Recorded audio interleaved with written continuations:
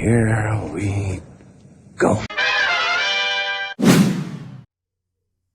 What's up, everybody? My name is Mike from the Super Wheeler Bros, and we are finally back with a new video. I know it's been a while, but today we are actually going to talk about the brand new Marvel movie, the last one that leads up into Avengers Infinity War, and that is Black Panther.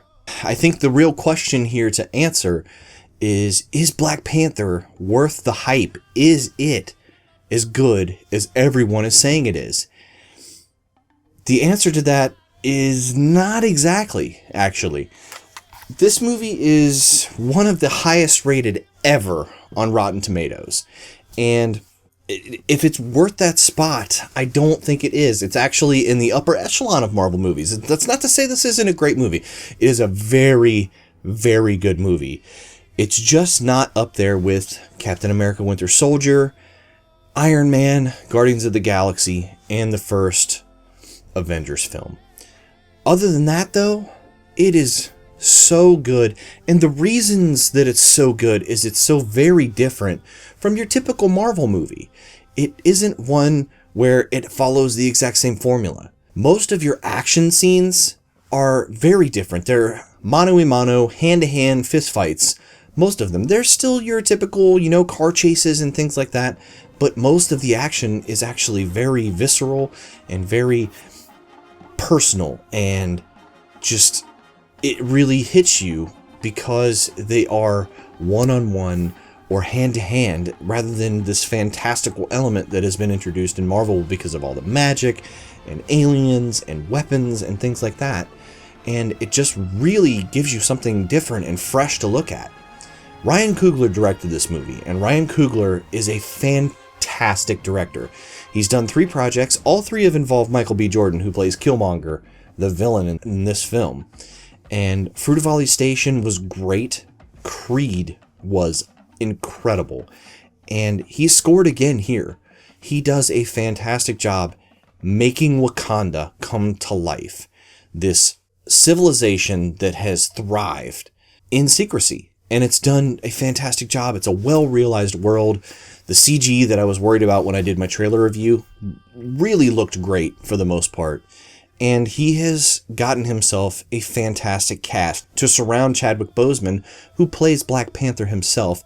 And the cast is a who's who of great actors, including Chadwick Boseman as Black Panther, including Lupita Nyong'o, including Danai Guirira, Angela Bassett, Andy Serkis, Michael B. Jordan as the aforementioned Killmonger, who is a very solid villain, and we'll get into my gripes with him a little later. You also have Martin Freeman, Sterling K. Brown, even in a small role, Letitia Wright as Shuri, T'Challa's sister, and of course Forrest Whitaker. And you have just a ton of great characters that populate this film and just really make it pop.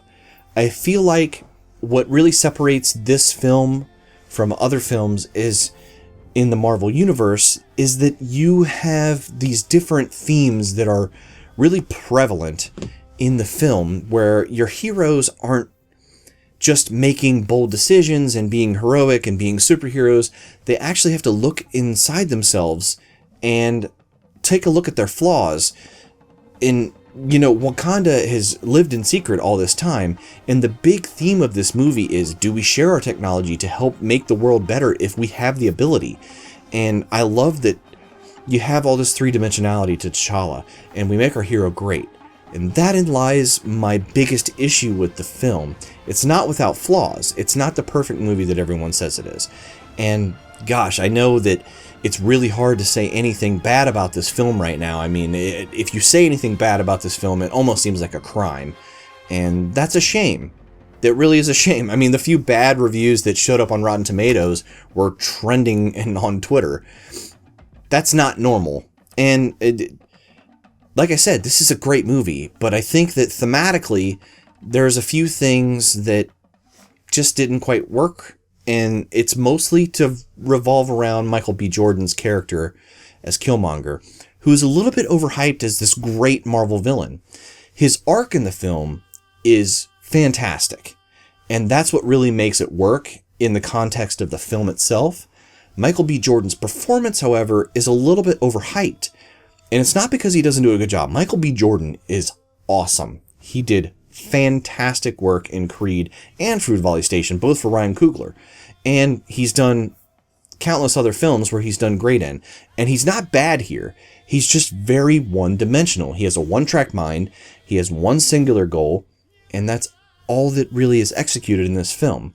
There isn't really anything of depth. Even in the end, it's mostly brought on by T'Challa. And that's not to say that his villain doesn't work. It works very much because it makes T'Challa look inside himself. And it very much, in the context of this film, does exactly what it needs to do. I just feel like the fact that we're comparing this to Loki and the Joker is a little bit ridiculous. And like I said, it's not to say that it doesn't work very, very well, because it does. It does exactly what it needs to do, and yes, it is one of the better Marvel villains. But that's not saying very much, because Marvel villains have been very poorly executed in the past, and this one is just one of the better ones. Again, it's a one-dimensional type villain, but he does his job.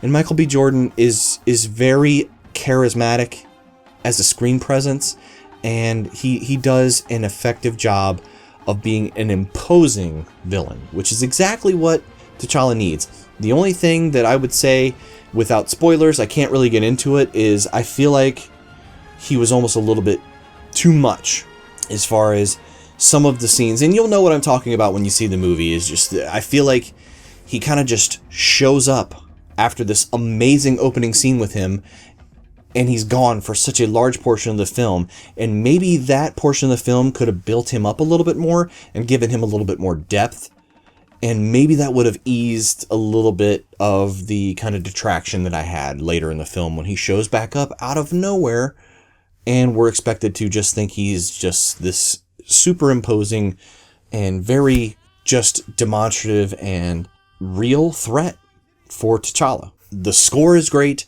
The music is great, mostly produced by Kendrick Lamar, and I feel like they did a fantastic job realizing this world.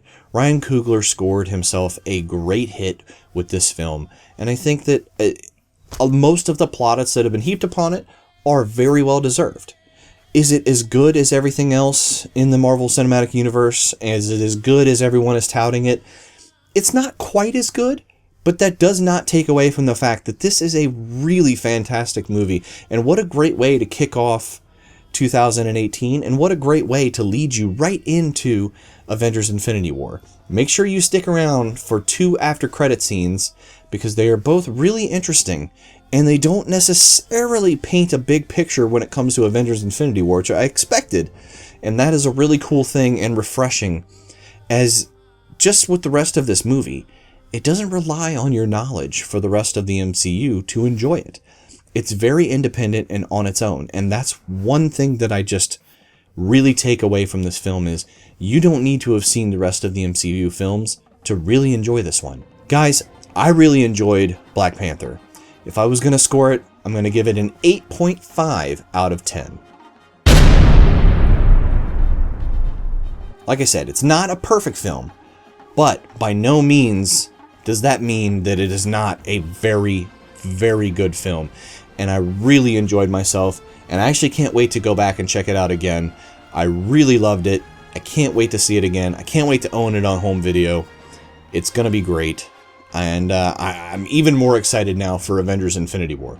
Guys, tell me what you thought about Black Panther in the comments below. My name is Mike from the Super Wheeler Bros, and as always, my friends, have yourselves a super week.